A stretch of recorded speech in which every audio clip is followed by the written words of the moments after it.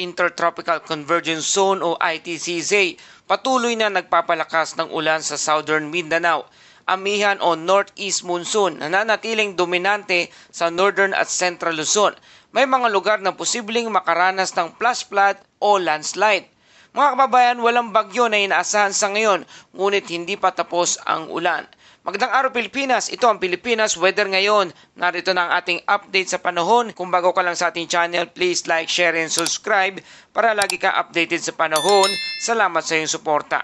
Mga kababayan, ang Intertropical Convergence Zone o ITCZ ang kasalukuyang nakakaapekto sa Southern Mindanao at Northeast Monsoon o hanging amihan naman ay patuloy na umiiral sa Northern at Central Luzon. Samantala ang easterlies ay nagbibigay ng panakanakang pag-ulan sa iba't ibang bahagi ng bansa. Ang kombinasyon ng mga sistemang ito ang dahilan ng paulit-ulit na pag-ulan lalo na sa mga rehiyong sanay na sa moisture ngayong buwan ng Disyembre. At narito ang detalyong weather forecast by area. Intertropical Convergence Zone o ITCZ affected areas sa lugar ng Caraga, Davao Region, Soc-Sargen, Zamboanga, Peninsula, Palawan, Basilan, Tawi-Tawi. Ang weather po natin ay cloudy skies na may scattered rain at thunderstorm dulot ng ITCZ o Intertropical Convergence Zone. Ang epekto nito ay posibleng flash flood at landslide lalo na sa mga bulubuntukin at coastal areas. Paalala sa ating mga kababayan, kapag tuloy-tuloy ang ulan ng higit sa 2 oras, maging alerto na agad at posibleng may pagbaha at landslide na magaganap sa mga ilog at sa matataas na bahagi ng lugar lalo na sa mga bulubunduking lugar. Easterlies related rain sa lugar ng Bicol Region, Southern Samar, Eastern Samar at Samar Leyte. Ang ating panahon ay cloudy skies na may scattered rain at thunderstorm. Ang epekto nito ay moderate hanggang heavy rains at biglaang pagbaha sa mga low-lying areas. Hanging amihan naman ang dominante sa Cagayan Valley, Apayao, Kalinga, Mountain Province, Ifugao, Aurora at Quezon. Ang ating weather po dyan ay cloudy skies na may tuloy-tuloy na pag-ulan, sanhi ng Northeast Monsoon o hanging amihan. Ang epekto ay landslide at mataas na antas ng ilog, delikado ang mga pagbiyahe sa kabundukan. Ito ang mga lugar na dapat pinaka-alerto ngayong linggo. Sa Metro Manila naman at karatig lugar sa Metro Manila, Ilocos Region at natitirang bahagi ng CAR at Central Luzon, ang weather po ay partly cloudy to cloudy skies na may isolated rain. Walang significant impact pero huwag pa rin maging kampante. At sa rest of the country, ang weather ay partly cloudy to cloudy skies na may isolated rain shower o thunderstorm. Ang epekto ay flash flood at sa oras ng malalakas na thunderstorm, mag-ingat po sa mga pagbaha. Para sa ating wind and coastal water conditions sa Northern and Central Luzon, ang hangin ay moderate to strong winds from northeast at ang dagat ay moderate to rough seas na may alon na 2.5 hanggang 3.4 metro ang taas. Hindi inirekomenda ang paglalayag sa mga maliliit na bangka. Sa Visayas at rest of Luzon, ang dagat ay may alon na 1.2 hanggang 3.1 metro ang taas. Mag-ingat ang ating mga kababayang mangingisda sa paglaot. Sa Mindanao, ang hangin ay light to moderate winds at ang dagat ay slight to moderate seas na may alon na 0.6 hanggang 1.2 metrong taas. Mas ligtas kumpara sa Luzon. At sa ating temperatura, minimum temperature na itala 23.5 degrees Celsius at ang maximum temperature naman ay 30.7 degrees Celsius. Mga kababayan, malamig sa umaga at malisangan naman sa bandang tanghali dahil typical December pattern na po ang ating kalagayan sa ngayon.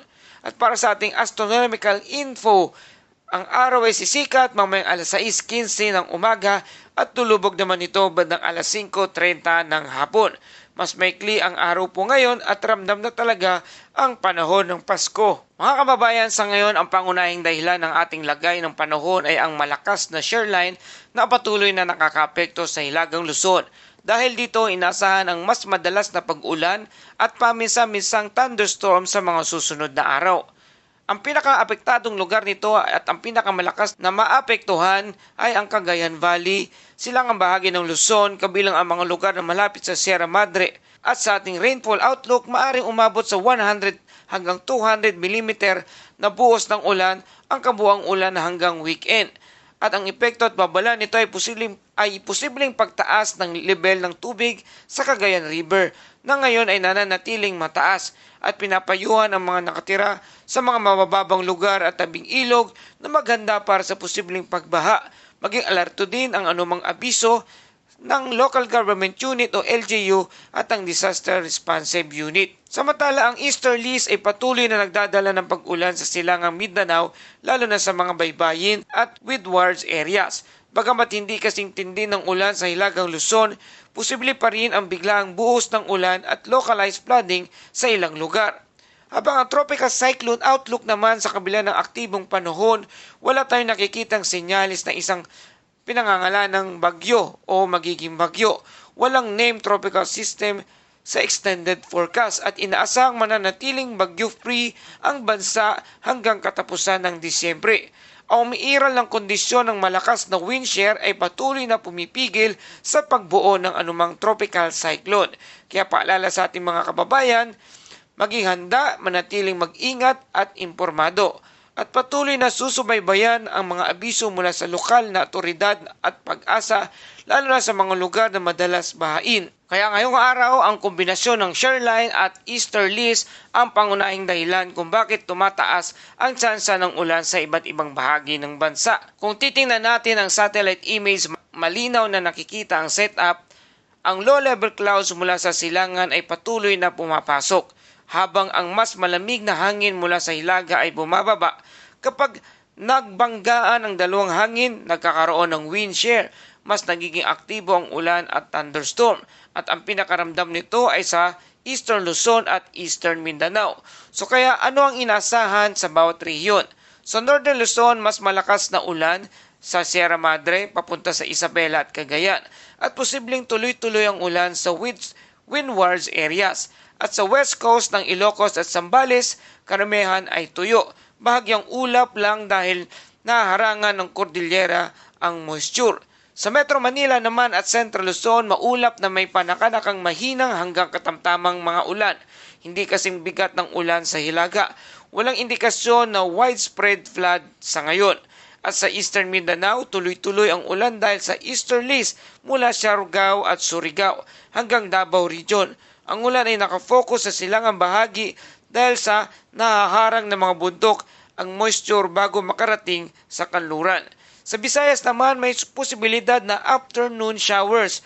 Mas mabigat ang ulan sa silangan at hilagang bahagi. At sa central areas ay paibaba ang buhos naman ng ulan.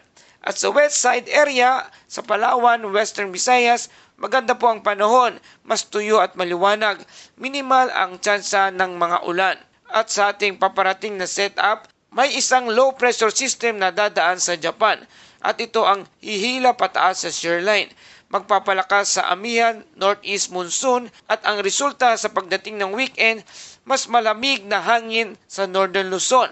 Mas tuyo ang panahon lalo na sa kanlurang bahagi. At para sa ating devotion, Bible verse of the day mula sa Isaiah chapter 9 verse 6, sapagkat ibinigay sa atin ang isang sanggol, ipinagkaloob sa atin ang isang anak. Ang pamamahala ay nasa kanyang balikat at siya'y tatawaging kahangahangang tagapayo, makapangyarihang Diyos, walang hanggang Ama, prinsipe ng kapayapaan.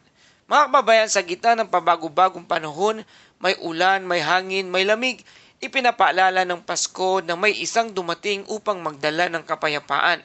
Hindi niya pinigilan ang unos, ngunit siya ang kapayapaan sa gitna ng unos. Habang patuloy nating binabantayan ng panahon, alalahanin natin na ang ating tunay na seguridad ay nasa prinsipe ng kapayapaan, ang ating Panginoong Hesus, na isinilang at ginugunita natin ngayong Kapaskuhan. Purihin ang ating Panginoon, sapagkat siya'y dakila at higit na makapangyarihan. Katulad ng ulan na nagbibigay buhay sa lupa, ang kapanganakan ni Kristo ang nagbibigay buhay sa ating pag-asa. Ngayong Disyembre, habang binabantayan natin ang lagay ng panahon, huwag nating kalimutang maghanda, mag-ingat at higit sa lahat, magtiwala sa Diyos. At narito ang ating mga safety reminders sa ating mga kababayan. Sundin ang abiso ng inyong local government unit at ng pag-asa at iwasan ang pagtawid sa mga rumaragasang baha.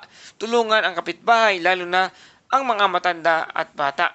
Sa gitna ng malamig na maulang Disyembre, maging ilaw tayo ng pag-asa sa isa't isa. Kung nagustuhan ninyo ang ulat na ito, please like, share, and subscribe para lagi kang updated sa panahon. Salamat sa iyong suporta. Salamat sa mga kababayan natin na patuloy na nagtitiwala at tumatangkilik dito sa ating channel. Salamat sa inyong mga super thanks at mga komento. Maraming salamat po sa inyo. Mabuhay kayong lahat at advance Merry Christmas. Ito ang Pilipinas Weather ngayon na lagi nagpapaalala, maghihanda, maghiligtas, mag-alerto. Ingat tayong lahat.